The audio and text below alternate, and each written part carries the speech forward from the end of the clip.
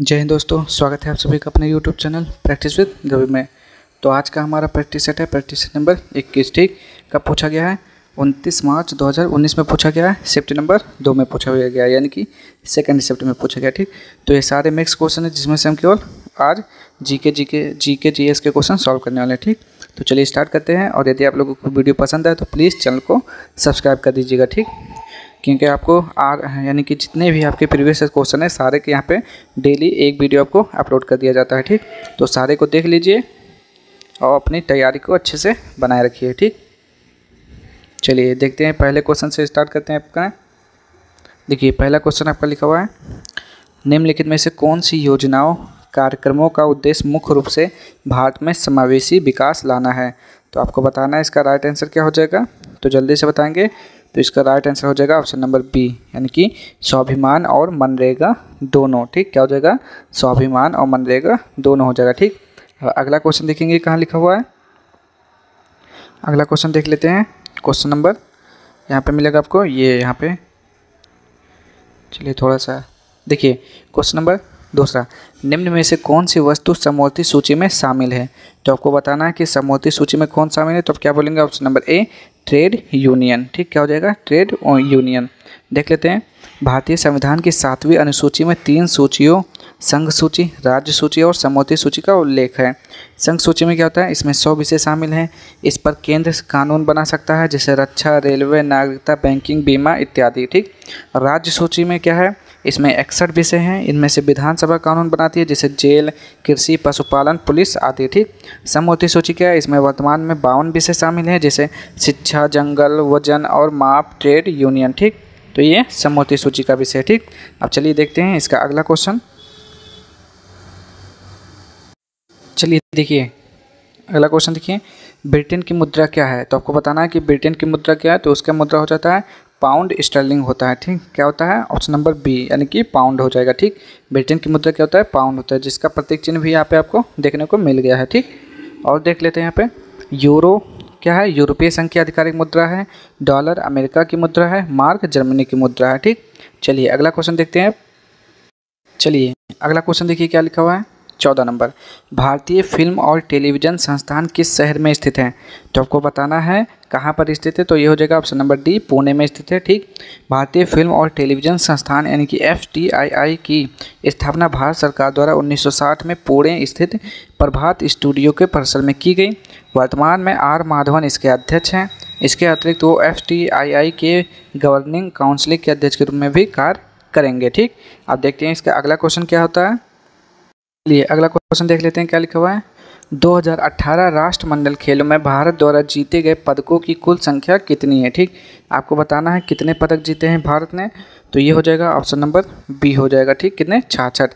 21वां राष्ट्रमंडल खेल का आयोजन ऑस्ट्रेलिया के गोल्ड कोस्ट में 4 से 15 अप्रैल 2018 के मध्य आयोजित किया गया था। भारत ने इन खेलों में 26 स्वर्ण, 20 रजत और 20 कांस्य समेत कुल 66 पदक जीतकर पदक तालिका में तीसरा स्थान प्राप्त किया था। इंग्लैंड के बर्किंघम में 2022 के राष्ट्रमंडल खेल का आयोजन किया गया है। ठीक, यानी कि ये भी हो चुका है 2022 में। अगला क्वेश्चन देखिए अब। चलिए देखिए अगला क्वेश्चन, निम्नलिखित में से कौन सा भाग कोशिका अंगक के पावर हाउस के रूप में कार्य करता है। तो कोशिका अंग के पावर हाउस किसे कहा जाता है। तो ये होता है ऑप्शन नंबर डी, माइटोकॉन्ड्रिया को कोशिका का पावर हाउस कहा जाता है। देख लेते हैं थोड़ा। माइटोकॉन्ड्रिया में एंजाइम होते हैं जो भोजन पदार्थों का ऑक्सीकरण करके ऊर्जा का निर्माण करते हैं, जो ATP के रूप में एकत्र होते हैं। इसलिए माइटोकॉन्ड्रिया को कोशिका का अंगक यानी कि पावर हाउस कहा जाता है। ठीक, अगला क्वेश्चन देखेंगे अब। चलिए देखिए क्वेश्चन नंबर 28, अरुणाचल प्रदेश के वर्तमान मुख्यमंत्री कौन हैं। तो आपको बताना है अरुणाचल प्रदेश के वर्तमान मुख्यमंत्री। तो ये हो जाएगा option number B, Pema Khandu हो जाएगा। ठीक, कौन? पेमा खांडू। अरुणाचल प्रदेश के वर्तमान मुख्यमंत्री श्री पेमा खांडू जी हैं, जो जुलाई 2016 से वर्तमान तक पद पर बने हुए हैं। ठीक, चलिए अगला क्वेश्चन देखिए क्या लिखा हुआ है। सूरजकुंड अंतर्राष्ट्रीय शिल्प मेला प्रतिवर्ष राज्य में मनाया जाता है। किस राज्य में मनाया जाता है आपको ये बताना। तो ये हो जाएगा ऑप्शन नंबर ए, हरियाणा राज्य में मनाया जाता है। ठीक, सूरजकुंड अंतर्राष्ट्रीय शिल्प मेला प्रतिवर्ष फरीदाबाद हरियाणा में आयोजित किया जाता है, जिसकी शुरुआत 1987 में हुई थी। ठीक, कब होता है? फरवरी के महीने में मनाया जाता है। चलिए और देख लेते हैं इसका अगला क्वेश्चन क्या लिखा हुआ है। फीफा 2018 क्या लिखा हुआ है, फीफा 2018 कहाँ आयोजित किया गया था, तो आपको बताना है। तो ये हो जाएगा ऑप्शन नंबर डी, रूस में आयोजित किया गया था। ठीक, कहाँ पर, रूस में किया गया था। ठीक, और रूस को इस प्रतियोगिता में पहली बार मेज़बानी मिली थी। फीफा कप का 21वां संस्करण था जो ये हुआ था 2018 में, ये 21वां था। इसमें क्या होता, 32 देशों ने भाग लिया था। ठीक, चलिए, और 2022 में फीफा का आयोजन कहाँ पर हुआ था, कतर में हुआ था। इसमें क्या हुआ था, फ्रांस को हराकर अर्जेंटीना ने खिताब अपने नाम किया था। ठीक, चलिए अगला क्वेश्चन देखते हैं।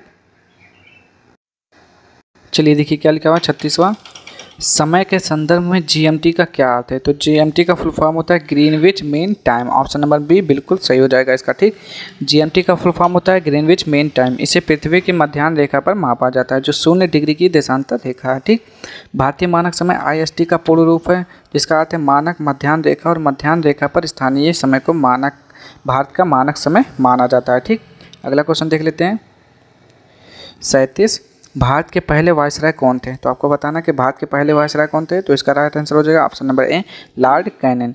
1857 की क्रांति के बाद कंपनी के शासनकाल को समाप्त कर दिया गया और ब्रिटिश ताज के सीधे नियंत्रण में आ गया। भारत सरकार अधिनियम 1858 द्वारा भारत के गवर्नर जनरल का नाम बदलकर भारत का वायसराय कर दिया गया, जिसे ब्रिटिश सरकार द्वारा नियुक्त किया जाता है। भारत के पहले वायसराय लॉर्ड कैनिंग थे। कब से कब तक, 1856 से 1862 तक। चलिए अगला क्वेश्चन देखिए, भारत के संविधान के मूल कर्तव्यों को लिया गया है, कहाँ से लिया गया है आपको ये बताना है।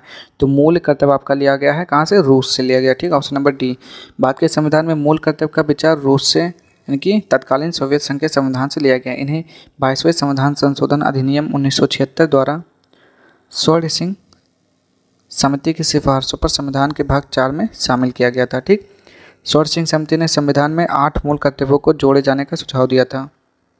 ठीक, तो ये हो गया इसका आंसर हो गया।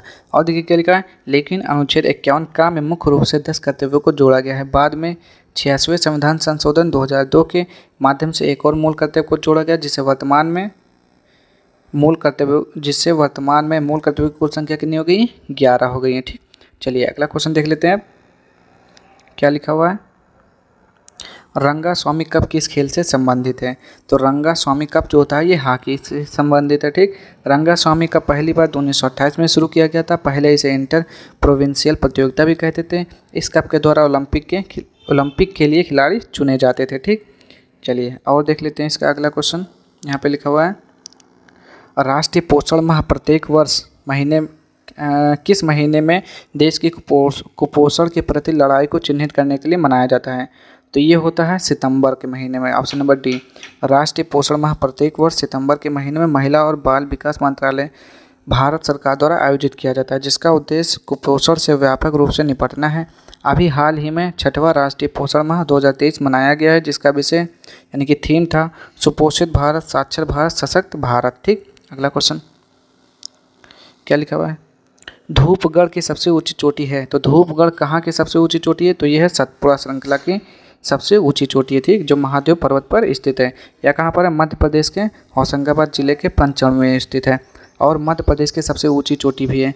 सतपुड़ा श्रेणी बलाक पर्वत है जो मुख्यतः ग्रेनाइट एवं विशाल चट्टानों से निर्मित है। ठीक, अगला क्वेश्चन चलिए देखिए अगला क्वेश्चन, प्रसिद्ध पर्वतीय पर्यटन स्थल कोडाईकनाल पर स्थित है, कहाँ पर स्थित है आपको ये बताना है। तो ये हो जाएगा आपका राइट आंसर, क्या हो जाएगा जल्दी से बताएंगे। तो इसका right answer option number C, Palani पर्वत। ठीक, प्रसिद्ध पर्वतीय पर्यटन स्थल कोडाईकनाल तमिलनाडु राज्य के पलनी पर्वत पर 3133 मीटर की ऊंचाई पर स्थित है। यह अपनी समृद्ध वनस्पतियों के लिए जाना जाता है। इसे हिल स्टेशनों की राजकुमारी भी कहा जाता है। यह कुरिंजी फूलों के लिए भी प्रसिद्ध है जो 12 वर्ष में केवल एक बार खिलते हैं। ठीक, तो अच्छे से सारे पॉइंट अच्छे से याद रखेंगे। चलिए अगला क्वेश्चन अब देखते हैं। चलिए अगला क्वेश्चन देखिए, पानीपत की तीसरी लड़ाई कब हुई थी आपको ये बताना है। तो जल्दी से बताएंगे इसका राइट आंसर कब हुआ था। तो पानीपत का तीसरा युद्ध 14 जनवरी 1761 को हुआ था। ठीक, तो 1761 कहाँ पर है, ऑप्शन नंबर सी। ठीक, कब हुआ था, दिल्ली में लगभग 60 मील उत्तर में मराठा साम्राज्य और अफगानिस्तान के अहमद शाह अब्दाली, जिसे अहमद शाह दुर्रानी भी कहा जाता है, के बीच हुआ था, जिसमें अहमद शाह अब्दाली की जीत हुई थी। ठीक, मराठा और अहमद शाह अब्दाली के मध्य हुआ था तीसरा लड़ाई 1761 में। और पहला दूसरा तो आपको पता ही होगा। चलिए अगला क्वेश्चन देखिए क्या लिखा हुआ है, निम्नलिखित में से किन राज्यों में द्विपक्षीय यानी कि बाई कैमरल विधानसभा नहीं है। तो आपको बताना है इसका राइट आंसर क्या हो जाएगा, ऑप्शन नंबर डी तमिलनाडु हो जाएगा। ठीक, कौन सा हो जाएगा, तमिलनाडु हो जाएगा। ठीक, अगला क्वेश्चन देखेंगे अब। चलिए अगला क्वेश्चन देखिए क्या लिखा हुआ है, और रत्नावली प्रियदर्शिका और नागानंद के रचयिता कौन है। तो आपको बताना है इसका राइट आंसर। तो कौन थे, हर्ष थे। ठीक, रत्नावली प्रियदर्शिका और नागानंद के रचयिता हर्षवर्धन थे। ठीक, और देखिए क्या लिखा हुआ है, राजा हर्षवर्धन जिनका शासन कब से कब चला था, 606 से 647 ईस्वी तक रहा। हर्ष अपने पिता और बड़े भाई की मृत्यु हो जाने पर थानेश्वर के राजा बने और बाद में कन्नौज को अपने अधीन कर लिया। ठीक, हर्ष के दरबारी कवि बाणभट्ट थे। बाणभट्ट ने संस्कृत में उनकी जीवनी हर्षचरितम लिखा है। हर्षचरित के रचयिता अगर पूछता है तो कौन हो जाएंगे, बाणभट्ट हो जाएंगे। ठीक, उनके शासनकाल में कौन चीनी यात्री आया था, तो ह्वेनसांग भारत आया था। ठीक, कौन आया था, ह्वेनसांग आया था। चलिए अगला क्वेश्चन देखते हैं अब।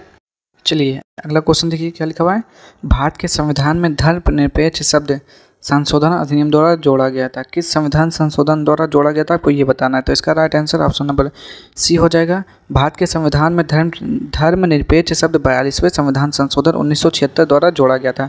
भारतीय संदर्भ में धर्मनिरपेक्ष का अर्थ है धर्म के प्रति निष्पक्षता, और दूसरा सर्वधर्म समभाव या सभी धर्मों के लिए समान भाव के सिद्धांत पर आधारित है। ठीक, तो ये थे आपके आज का प्रैक्टिस सेट के सारे क्वेश्चन। ठीक, तब हम मिलेंगे नेक्स्ट वीडियो में। अगर आप लोगों को वीडियो पसंद आए तो प्लीज़ चैनल को लाइक शेयर सब्सक्राइब कर दीजिए, और अगर आप किसी और एग्जाम की तैयारी करें तो वो भी बताइए कमेंट बॉक्स में, ताकि उसका भी प्रैक्टिस सेट जल्द से जल्द चालू कर दिया जाए। ठीक, तो मिलते हैं नेक्स्ट वीडियो में, तब तक के लिए जय हिंद जय भारत।